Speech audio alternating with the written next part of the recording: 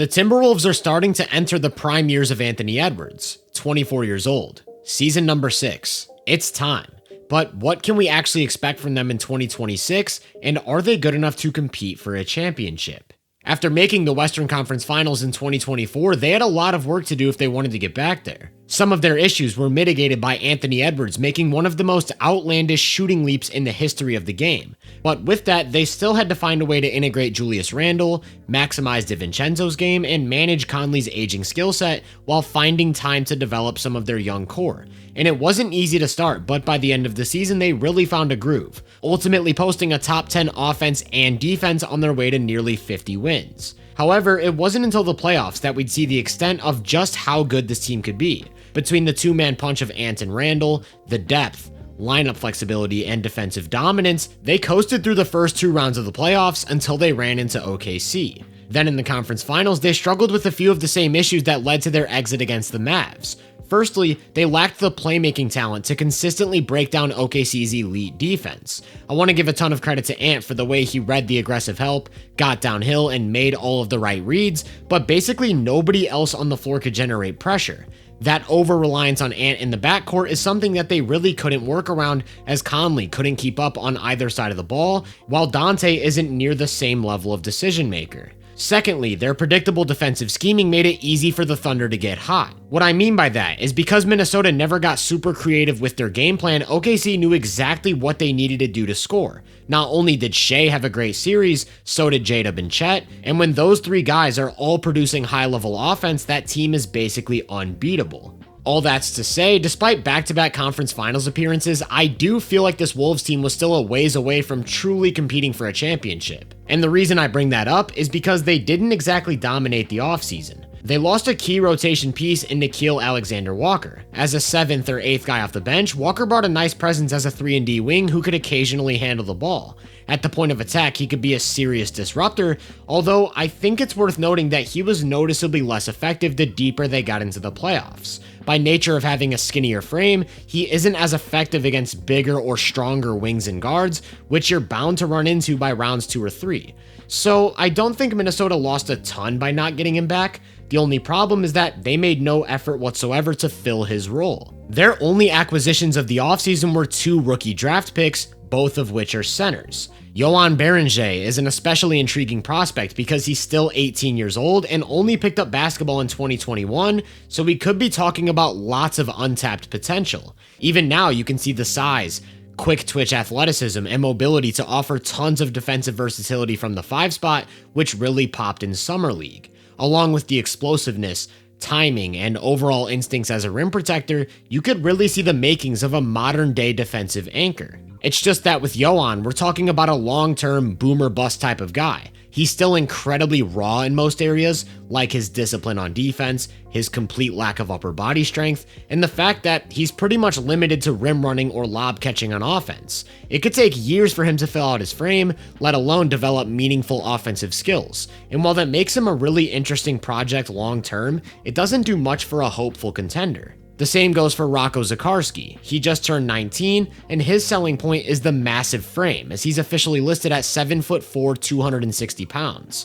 With that size though, he's had some injury and conditioning concerns, and like Yohan, his skill set is really raw on both sides of the ball, so we're talking about another long-term prospect. Along with basketball and content creation, another big passion of mine is the gym, and between working out, watching sports, and pumping out these videos, I really don't have time to cook for myself. Fast food is always an option, but that doesn't exactly align with my goals in the gym, so imagine when I found out about Factor. With Factor, in just a matter of 2 minutes, I can get a fully prepared meal on the table without worrying about preparation, cooking, or cleaning up. Just simply unbox, heat it up, and enjoy. The meals are fresh, never frozen, and there's a ton of variety. Maybe I want a high protein meal. Maybe I want calorie smart. Maybe I'm craving seafood. And Factor gives me the freedom to both choose and customize the meals. Eating clean has never been easier for me since signing up for Factor, and that's why I'm super excited to partner up with them to bring you guys a special offer. Head to factor75.com or click the link below and use code HoopVenueFB50 to get 50% off plus free breakfast for a year. You heard that right. That's code HoopVenueFB50 at factor75.com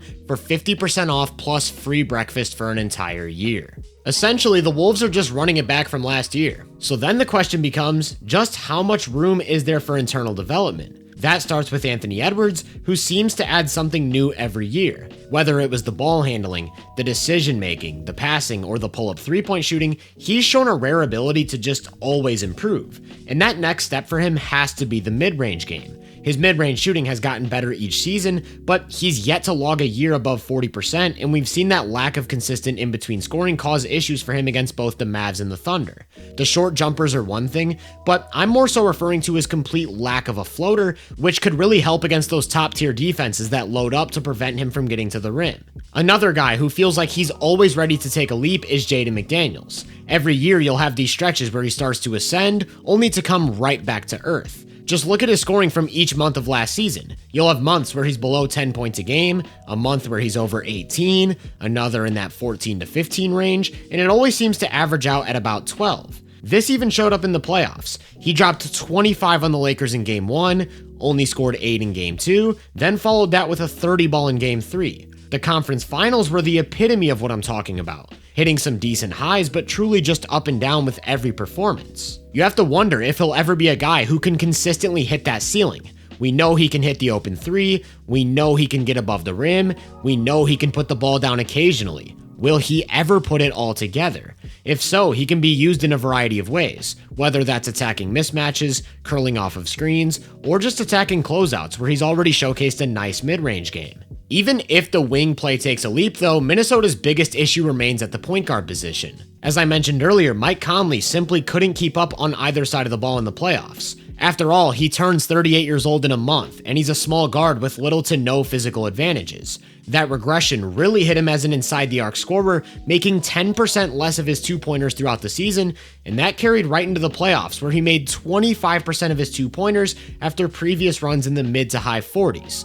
Because he wasn't a threat at all to score inside the arc, he was a non-factor as a ball handler, especially out of pick and roll, and that led to the over-reliance on Ant to create everything. In order for the Wolves to take that next step forward, they're going to have to upgrade the position, and that's why maybe the most important thing for them moving forward is whether or not Rob Dillingham is ready. One of the reasons it was tough to find real rotation minutes for Rob last year was because of his defense. He's one of the smallest players in the league and struggles to contain the ball in space, so he's ineffective against every position. Typically they want to hide him, but as we've seen in recent years, there's no such thing as hiding in the playoffs.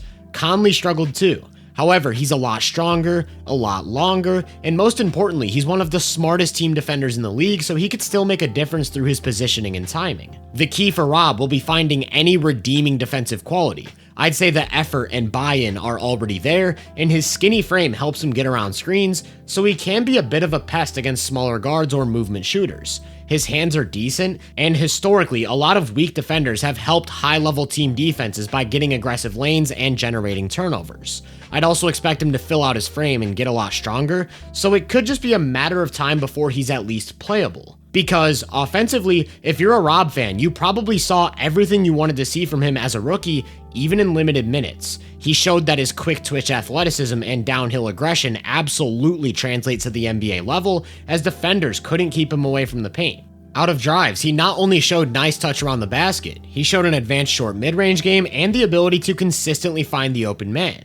The confidence as a pull-up three-point shooter also stood out, as did his ability to operate out of pick and roll. It came and went in flashes, but you could see the roots of a 3-level shot creator and shot maker who can handle the ball and pass. Does that not sound like exactly what the Wolves want next to Ant? There are a few major swing skills for Rob that I think could make or break his ceiling though. For one, he didn't generate any free throws whatsoever, and for a slasher, you'd like to see him find more ways to use his body and draw fouls. Also, he has a decent track record of being a high turnover guy at each level, and he'd probably have to be more secure with the ball to justify getting the touches of a starting point guard.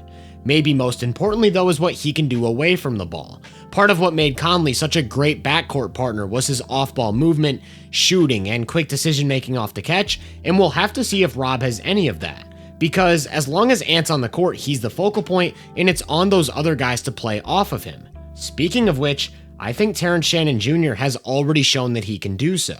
Actually, if I were making a list of potential breakout candidates for next season, Shannon would be near the very top of the list. As a rookie, he was an absolute monster as a slasher, cutter, and interior finisher. Between his size, strength, explosiveness, and aggression, nobody could stop him from getting to the rim or the free throw line at will, and that's why he had a few moments despite only playing limited minutes for 32 games. Remember when the Wolves stormed back from down 25 to beat the Thunder? Shannon had 17 that night. Then a few days later, he followed that up with 25 against the Lakers. His best moments came in the conference finals, though, against OKC's historic defense, because he checked into the second quarter of Game 3 after not being in the rotation, and you could instantly tell that they had no idea how to keep him away from the basket. And then he did the exact same thing in the second quarter of Game 4, playing this specialized, brief role to boost the offense. Over the entire series, he ended up playing 39 minutes and scoring 37 points. The question is, how much else is there in addition to the slashing? Can he be a reliable shooter? Can he leverage his size and athleticism into serious defensive value? And most importantly, is he a good enough playmaker to break down defenses and create for others? I don't think he'll ever be a guy who's legitimately running the offense, but just taking some of that pressure off of Ant as a second or third guy who can slash off the catch would work wonders for them deep in the playoffs. While we're talking about second-year players, I should also mention Jalen Clark, who could just be a sneaky replacement for Alexander Walker. Clark is quick, he's strong, he's long, and he's got ridiculously disruptive hands, so I'd take a bet on him becoming a really good point of attack defender. Again though, how much is there on offense? Is he a reliable shooter? Can he handle the ball at the NBA level, and to what extent? All that's to say, because the Wolves have been so good, so ahead of schedule, I think their youth gets overlooked. Of course, they've got 2 teenagers, but among potential rotation pieces for this next season, they've got 5 players who are all 25 or younger, 3 of which are entering year 2. If any of them take that next step forward, along with another year of integration for Dante DiVincenzo and Julius Randle, that's a seriously deep team on both sides of the ball. They've got size, they've got lineup versatility, they've got depth, and they've got 3 or 4 options for different types of offensive initiators. But as long as they lack creativity on defense and rely on 38-year-old Conley in the backcourt, they've still got a few glaring weaknesses that, in my opinion, take them down a notch or 2 on both sides of the ball. For that reason, I think they're in a pretty similar spot. Anywhere from 48 to 53 wins, a lock for the playoffs, yet still not in position to truly compete for a championship. It's worth noting though that this is far from a one-year experiment. This team is young, with at least 3 or 4 prospects who have serious boom potential, and they've got a 24-year-old superstar. So who knows, maybe one of these young guys takes a serious leap and vaults them into a contender. Or maybe this is more of a transitional period and the real championship level squad is lurking in the shadows.